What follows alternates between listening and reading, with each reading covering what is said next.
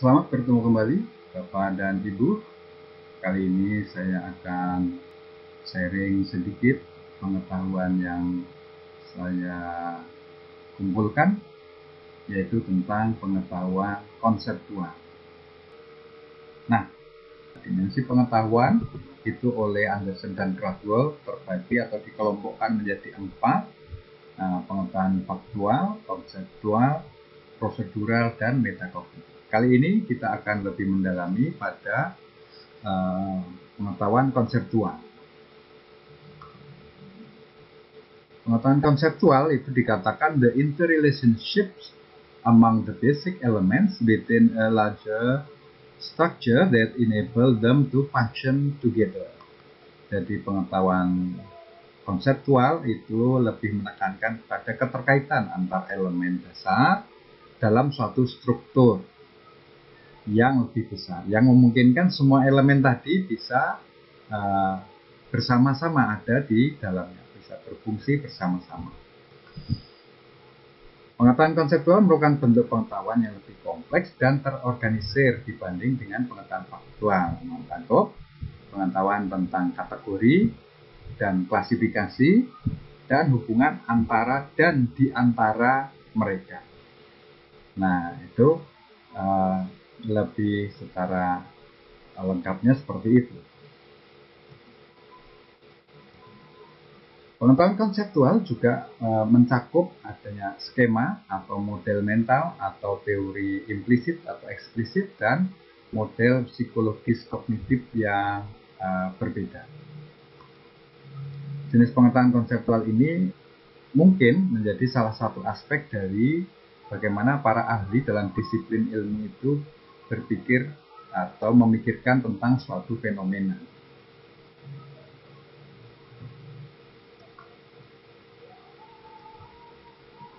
Pengetahuan konseptual itu mencakup 3 kelompok atau 3 subkelompok, yaitu klasifikasi dan kategori, prinsip dan generalisasi, dan pengetahuan teori, model, maupun struktur. Klasifikasi dan kategori itu merupakan yang paling mendasarnya, kemudian dia akan mendukung terbentuknya prinsip dan generalisasi. Dan selanjutnya prinsip dan generalisasi itu akan mendukung terbentuknya suatu teori, satu model maupun struktur tertentu. Nah, inilah pentingnya mengapa kita perlu lebih dalam lagi atau lebih detail lagi memahami tentang pengetahuan konseptual tadi. Ternyata bahwa menurut Anderson dan Cradwell, sekali lagi kita mengacu pada beliau berdua dan teman-temannya, karena tidak hanya berdua ya, tentu saja itu banyak sekali para ahli yang berperan di sana, ya, bahwa di level terbawah itu ada, atau level yang paling real itu ada pengetahuan faktual. Nah, kemudian pengelompokan atau klasifikasi dan kategori dari pengetahuan faktual itu akan mendasari akan adanya prinsip dan generalisasi. Kemudian selanjutnya akan menyusun terbentuknya teori, model maupun struktur. Jadi ini jauh lebih dalam lagi. Nah, kita akan melihat lebih spesifik lagi pada klasifikasi dan kategori. Itu mencakup kategori, klasifikasi, pengelompokan, dan penyusunan secara khusus yang digunakan dalam materi pembelajaran. Kemudian pengetahuan klasifikasi dan kategori itu umumnya merupakan cerminan dari bagaimana para ahli itu berpikir dan menyelesaikan masalah. Nah, ini adalah salah satu contoh saja untuk kita sama-sama. Di bagian ini kita tampilkan kelompok-kelompok fakta. Jadi fakta-fakta yang saya gambarkan di sana ada spidol warna merah, spidol warna biru, ada pen seperti Rapido, kemudian ada ballpoint dan sebagainya. Nah, ini adalah fakta.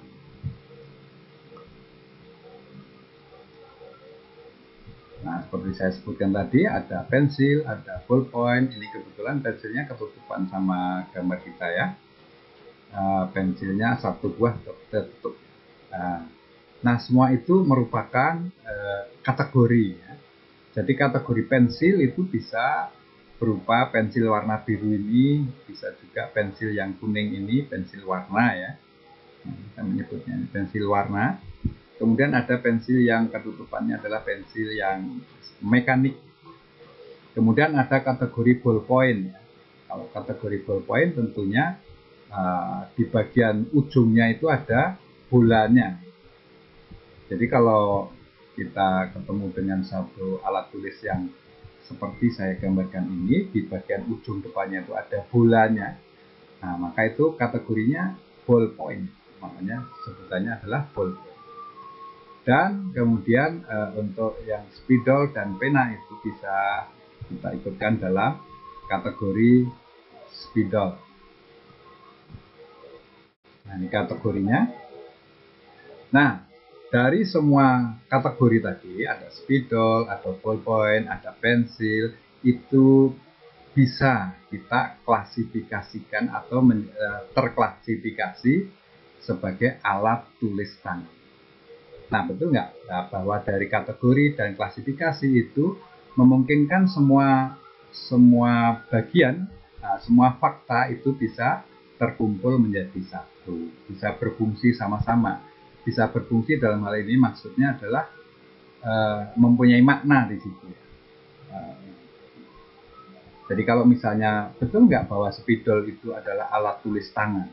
Nah, tentu betul. Kemudian apakah ballpoint juga alat tulis tangan? Betul.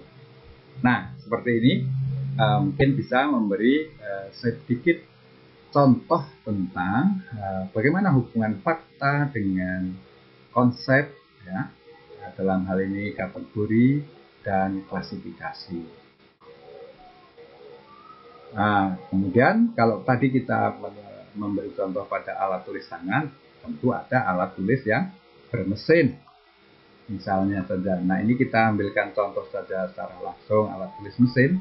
Itu ada kategori mesin ketik yang mekanik ya, mungkin teman-teman yang di tahun-tahun 80-an dan mungkin sampai 90-an masih mengenal mesin ketik yang mekaniknya tek gitu. Nah, tapi mungkin anak-anak yang zaman milenial ini mungkin dia nggak kenal lagi dengan mesin ketik. Kemudian ada mesin ketik elektronik, jadi mesin ketik itu juga, tetapi sifatnya sudah menggunakan sudah menggunakan peralatan elektronik sehingga tidak perlu menghentakkan. Nah, kemudian juga ada, nah sekarang yang paling akhir itu masih berfungsi dan bisa dikatakan ini printer, ini alat tulis juga, menghasilkan gambar dan tulisan juga. Tapi tentu ada alat bantu kontrolnya yang lain. Nah, itu hanya sekedar untuk contoh.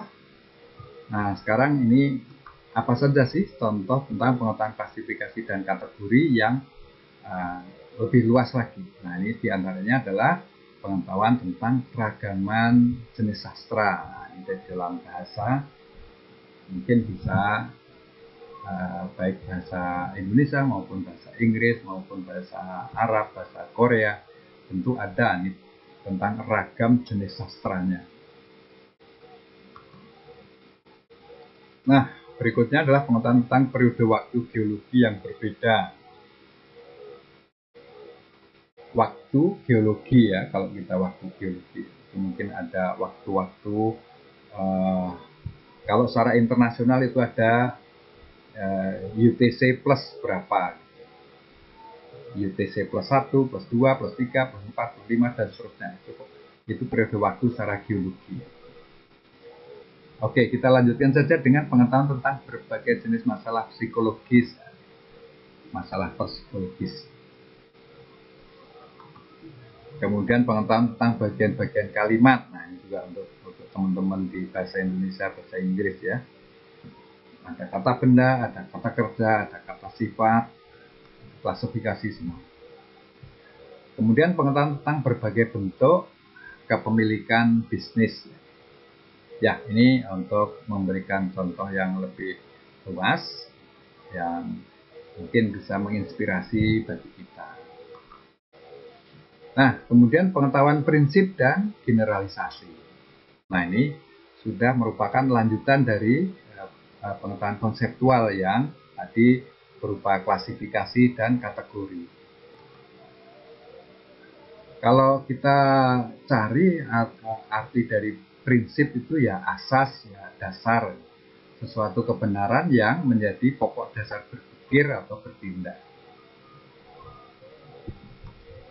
Sehingga pengetahuan prinsip itu mencakup pengetahuan tentang abstraksi tertentu yang merangkup pengamatan fenomena. Abstraksi ini memiliki nilai terbesar dalam mendeskripsikan, memprediksi penjelasan, atau menentukan tindakan atau arahan yang paling tepat atau relevan untuk diambil. Jadi prinsipnya, jadi ketika kita sudah mengatakan prinsipnya, maka kita mengajak orang yang kita ajak berpikir itu mengambil suatu abstraksi atau mendasarkan kepada suatu abstraksi. Contohnya saya lanjutkan dari contoh yang tadi, yaitu tentang fakta-fakta. Kemudian saya coba lanjutkan di sini supaya mungkin bisa bagi saya pribadi itu lebih menginspirasi. Mudah-mudahan demikian juga untuk rekan-rekan yang lain. Spidol, ballpoint, dan itu merupakan kategori, sedangkan semua benda yang digambarkan itu, dipoto itu, maka itu adalah fakta-faktanya. Kemudian spidol, ballpoint, dan pensil itu adalah merupakan alat tulis tangan, jadi klasifikasinya itu adalah alat tulis tangan. Kemudian prinsip penggunaannya, nah ini saya ingin mengajak teman-teman, di situ ada prinsip penggunaannya yang sama semuanya. Spidol ya begitu, pen ya begitu, pensil juga begitu, atau ballpoint juga begitu. Jadi prinsipnya, prinsip penggunaannya itu adalah ditorehkan atau digoreskan. Nah, ini yang saya tekankan di sini adalah sekedar untuk mengambil contoh dari fakta itu, kemudian kita bisa mengarah pada suatu kategori, kemudian dari satu kategori bisa mengarah kepada suatu klasifikasi, kemudian klasifikasi juga akan mengarah kepada prinsip yang sama yang berlaku untuk semuanya. Ya, tentu saja ada banyak contoh yang lain yang mungkin Bapak dan Ibu bisa membuatnya sendiri atau menyediakannya sendiri. Mudah-mudahan yang kami sediakan ini cukup membantu untuk kita semua. Kemudian generalisasi itu membentuk gagasan atau simpulan umum. Jadi generalisasi itu membentuk gagasan atau simpulan umum, atau dikatakan lebih sederhana atau lebih kabur. Nah, pengetahuan generalisasi memungkinkan siswa merangkum sejumlah besar fakta, klasifikasi maupun kategori. Dengan begitu, siswa memiliki sarana untuk menghubungkan dan mengatur banyak materi pelajaran. Nah, yang berikut adalah contoh sederhananya, seperti sudah kita sampaikan pada kesempatan yang sebelumnya. Di bagian bawah sini, ini adalah kelompok fakta-fakta ya, kelompok fakta-fakta. Ada mesin ketik, ada printer, ada semacam cash register ini ya.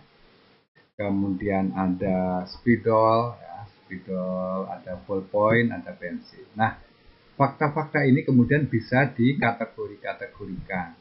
Nah, tadi sudah kita ambil contoh kategori pensil, ada kategori ballpoint, ada kategori spidol. Nah, di sini tentunya juga bisa diadakan lagi yang belum kita tulis ya ini. Tentu ini kalau contohnya bisa kita tambah, nanti mungkin di sini akan lebih mudah lagi untuk kita tuliskan. Nah, dari yang ada ini saja, kita bisa kembali angkat bahwa spidol, ballpoint, dan pensil itu merupakan klasifikasi alat tulis tangan. Kemudian yang cash register sama yang printer itu bisa kita klasifikasikan alat tulis mesin elektronik. Nah, kemudian yang mesin ketik atau dan mungkin jenis yang lainnya yang serupa dengan itu bisa kita klasifikasi alat tulis mesin yang mekanik. Nah, kemudian prinsipnya itu kalau tadi sudah kita buat contoh di bagian alat tulis tangan itu prinsipnya ditorehkan atau digoreskan. Nah, seperti kita menggunakan ballpoint itu pasti kita goreskan atau pensil itu kita goreskan di atas permukaannya. Nah, kalau untuk mesin elektronik ini ada yang sistemnya dipukulkan, artinya bukan printernya yang dibanting ya, tetapi prinsip membuat tulisannya itu dipukul-pukulkan. Jadi ada kalau rekan-rekan menelaah lebih detail lagi pada mesin printer itu, yang banyak sekarang yang kita kenali adalah yang disemprotkan. Jadi ada lubang-lubang kecil itu untuk menyemprotkan tintanya. Kemudian kalau ada juga yang sistemnya dipukulkan, yaitu kalau dulu sering kita dengar itu kalau untuk mengetik itu dia mengeluarkan suara tret gitu ya, sret. Itu karena ada batang-batang atau head-head yang dipukulkan ke permukaan pita yang ada tintanya sehingga membentuk titik-titik dan di titik-titik itu membentuk satu huruf atau karakter. Nah, kemudian kalau jenisnya yang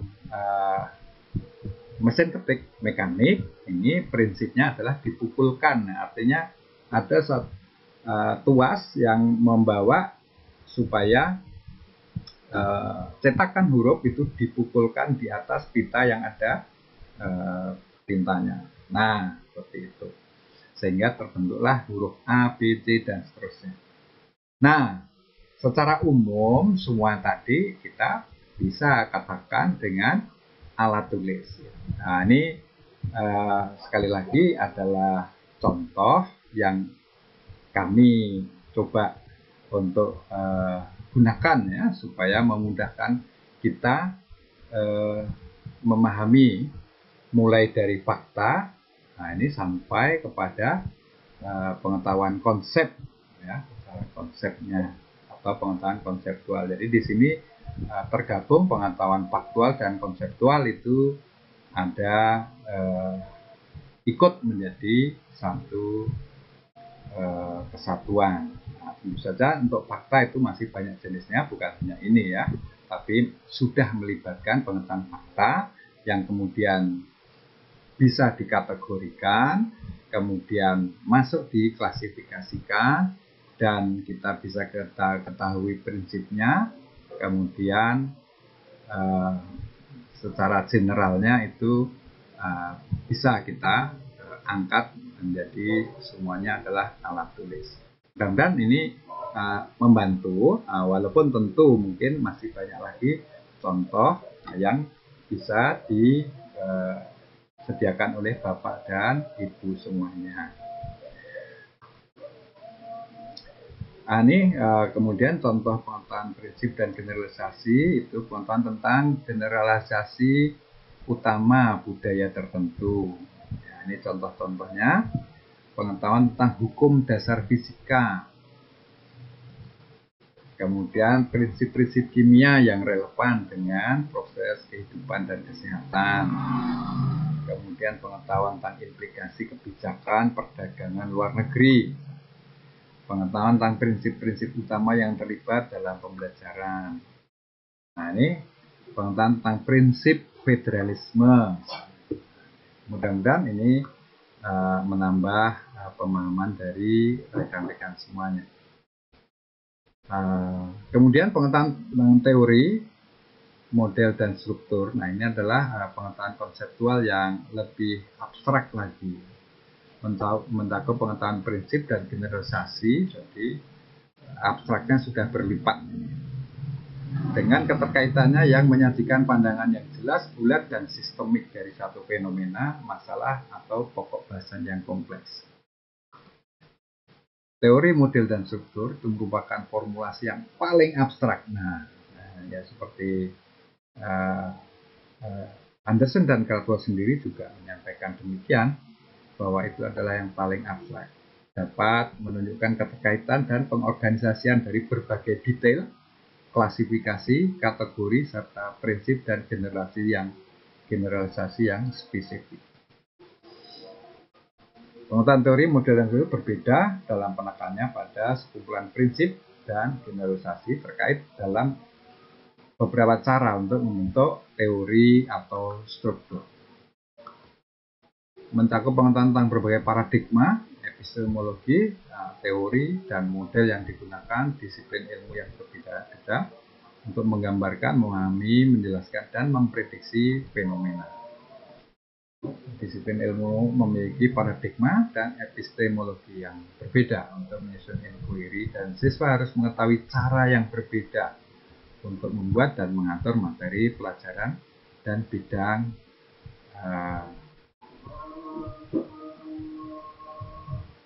penelitian dalam materi pelajaran. Contohnya, pengetahuan tentang keterkaitan antara prinsip kimia sebagai dasar teori kimia. Contoh yang lain, pengetahuan tentang keseluruhan struktur DPR misalnya. Struktur DPR. Nah, di sana ada organisasi dan fungsinya. Pengetahuan tentang organisasi struktural dasar pemerintah kota setempat. Ini struktur ya, lebih pada contoh struktur. Kemudian teori evolusi, nah ini contoh teori evolusi ya. Kemudian pengetahuan tentang teori lempeng tektonik, lebih berkaitan dengan geologi. Nah, mungkin di sini yang sering akan berperan atau dibicarakan ketika terjadi suatu pergeseran lempeng bumi. Kemudian pengetahuan tentang model genetik, yang misalnya DNA. Ya, ini adalah contoh-contoh teori, model, dan struktur. Nah, tentu saja di masing-masing pelajaran kita itu ada sifatnya, materi pelajaran itu adalah teori, ada sifatnya model, ada sifatnya struktur. Nah, mudah-mudahan ini bisa menginspirasi. Jadi demikian rangkaiannya ya, antara mulai dari suatu pengetahuan faktual, kemudian klasifikasi, kategori, klasifikasi, kemudian ada prinsip, ada generalisasi, kemudian ada teori, model, dan struktur. Ini demikian kompleks pada pengetahuan konseptual ini. Mudah-mudahan ini bisa menginspirasi teman-teman yang tentu saja perlu mengatur pembelajarannya sesuai dengan konten yang diminta atau yang sudah ditelaah ya, dan harus dibawa supaya anak-anak belajar tentang itu. Demikian, mudah-mudahan hal ini bisa menginspirasi rekan-rekan semuanya. Terima kasih atas perhatiannya. Assalamualaikum warahmatullahi wabarakatuh.